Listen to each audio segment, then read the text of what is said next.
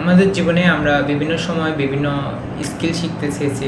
আমাদের কখনো ইচ্ছে হয়েছে আমরা গিটার বাজানো শিখব, অথবা কোডিং শিখব, অথবা ইউটিউবের জন্য ভিডিও এডিটিং শিখব। কিন্তু বেশিরভাগ ক্ষেত্রেই আমাদের ওই ইচ্ছাগুলো বিভিন্ন কারণে মরে গেছে। হয়তো আমরা মনে করেছি যে এই স্কিলগুলো খুব জটিল অথবা অনেক সময় সাপেক্ষ, সেই কারণে আমরা মোটিভেশন হারিয়ে ফেলেছি। তো আমি আজকে একটা বই পড়েছি, দ্য ফার্স্ট 20 আওয়ার্স। এটা হচ্ছে জশ কফম্যানের একটা বই। যে এই বইয়ে এক্সপ্লেন করা হয়েছে কিভাবে একটা স্কিল বা যে কোনো একটা বিষয় খুব দ্রুত এটার বেসিক কিভাবে শেখা যায়।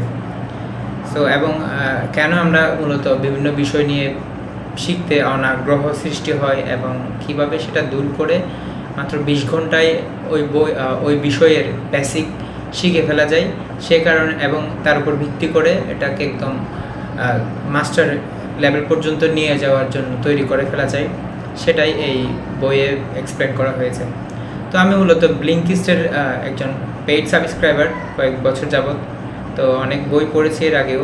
মূলত ব্লিঙ্কিস্ট একটা বুক সামারাইজড প্ল্যাটফর্ম, যেখানে বিভিন্ন বইয়ের এখানে অনেক বিখ্যাত বই থেকে শুরু করে অনেক ধরনের বই আছে, তবে ফিকশন টাইপের বই ছাড়া গল্প কাহিনী ওইগুলো তো সংক্ষেপে বলা সম্ভব না, সে কারণে এগুলো থাকে না। তো মূলত 10 থেকে 20 মিনিট এই রেঞ্জের মধ্যে এই কোনো একটা বইকে সামারাইজ করে দেওয়া হয়, যেটাকে ব্লিঙ্ক হিসেবে বলি। তো এই আজকের ব্লিঙ্ক যেটা পড়েছি, দ্য ফার্স্ট 20 আওয়ার্স, সেটা আজকে আপনাদেরকে আমি এক্সপ্লেন করছি।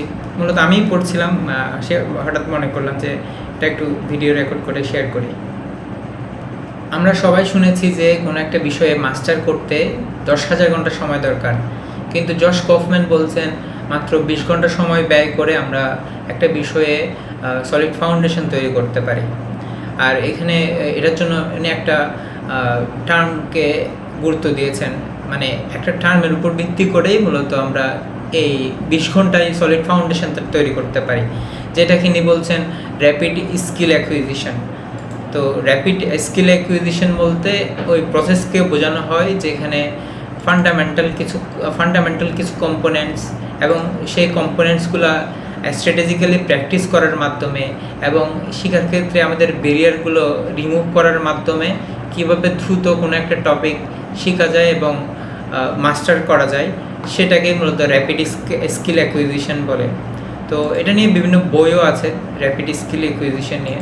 তো উনি এই টপিককে এর উপর ভিত্তি করেই মূলত একটা বিষয়ে কীভাবে সলিড ফাউন্ডেশন তৈরি করা যায় সেটা ব্যাখ্যা করেছেন। লেখক র্যাপিড স্কিল অ্যাকুইজিশনের জন্য বেশ কিছু মূলনীতির কথা এখানে ব্যাখ্যা করেছেন, প্রায় 10টি মূলনীতির কথা বলেছেন, যেখানে আমাদের প্রধান এবং প্রথম যে মূলনীতিটি আছে সেটা হচ্ছে আমরা কি শিখতে চাই সেটা ফার্স্টে আমাদের চুজ করতে হবে। মূলত আমাদের অনেক ধরনের ইচ্ছা থাকে শেখার জন্য, অনেক কিছু শিখতে চাই, কিন্তু এটার মধ্যে যেটি সবচেয়ে বেশি আগ্রহ, আমাদের যদি কোডিং করার প্রতি বেশি আগ্রহ থাকে তাহলে আমাদের সবচেয়ে পছন্দের প্রোগ্রামিং ল্যাঙ্গুয়েজ দিয়ে আমরা শিখতে পারি, অথবা যে কোনো স্কিল আমাদের যদি ইউকুলেলে বাজাতে শিখতে ইচ্ছা হয় তাহলে ওটাতেই আমরা স্টিক থাকবো। একসাথে একাধিক স্কিলের প্রতি ফোকাস থাকা মূলত আমাদের মোটিভেশনটা নষ্ট করবে। তো সেই কারণে একটা স্কিলের প্রতি স্টিক থাকতে বলা হয়েছে।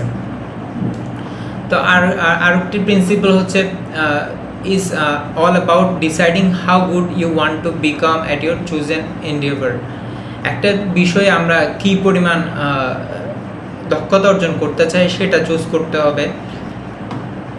তারপর আরও একটি প্রিন্সিপালের কথা বলা হয়েছে যে আমরা আমাদের পুরো লার্নিং প্রসেসটাকে ছোট ছোট পার্টে ভাগ করা।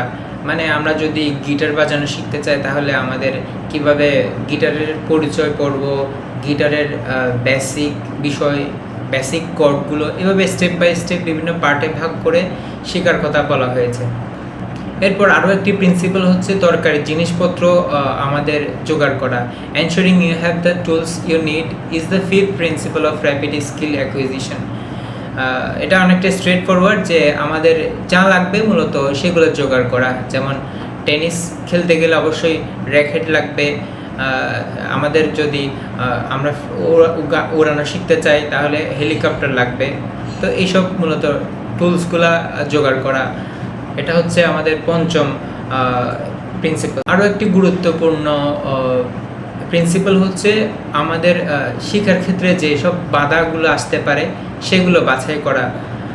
Is about identifying the barriers that might interfere with acquiring your desired skills. যেমন আমরা অনেক সময় হতাশ হয়ে পড়তে পারি, অথবা আমাদের মনের মধ্যে ভয় চলে আসতে পারে। এইসব বিষয়গুলো বাছাই করা এবং আমরা ওই বিষয়টা শেখার জন্য কতটুকু উপযুক্ত সেটা পূর্বেই রিসার্চ করা।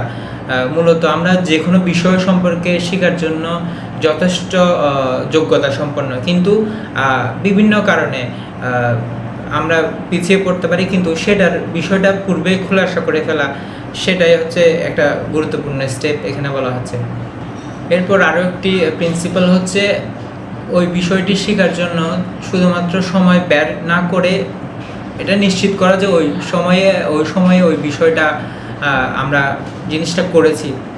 মানে আমাদের যদি একটা বিষয় শেখার জন্য ডেইলি 1 ঘন্টা বরাদ্দ থাকে, ঠিক ওই সময় আমরা ওই বিষয়টা শেষ করেছি, ওই 1 ঘন্টা সময়টা দিয়েছি ওই বিষয়টা শেখার জন্য, এটা নিশ্চিত করতে হবে। Make time to practice and give yourself feedback.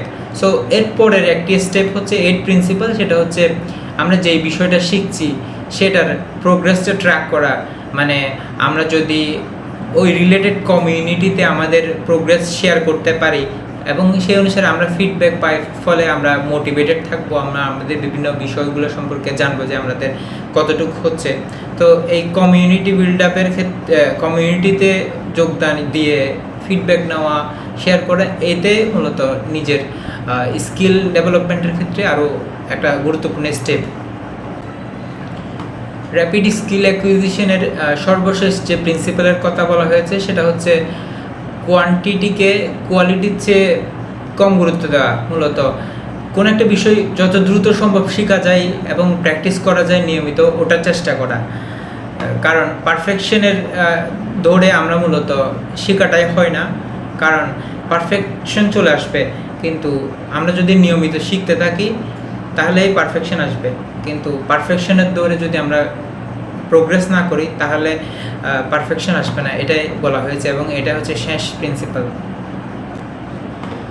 তো এই 20 ঘন্টায় মূলত আমরা একদম এক্সপার্ট লেভেলের জ্ঞান অর্জন করতে পারবো না, কিন্তু আমাদের যে মূল বাধা যে আমরা শুরুতেই পিছিয়ে যাই সেটা দূর হবে এই প্রিন্সিপালগুলো ফলো করলে। বলা হচ্ছে it's never too late to learn a new skill, all you need to do is to keep the 10 principle of rapid skill acquisition in mind. আমরা এইসব বিষয়গুলো মাথায় যদি রাখি তাহলে আমরা আমাদের মাথায় যাই শেখার ইচ্ছা সেটা আমরা যদি 20 ঘন্টা সময় ব্যয় করে প্র্যাকটিস করি এবং শিখি, তাহলে আমরা একদম প্রফেশনাল মানের স্কিলড হওয়ার জন্য যা শুরুতে বেসিক যা প্রয়োজন সেই সলিড ফাউন্ডেশনটা তৈরি হয়ে যাবে। তো এটাই হচ্ছে ফাইনাল সামারি।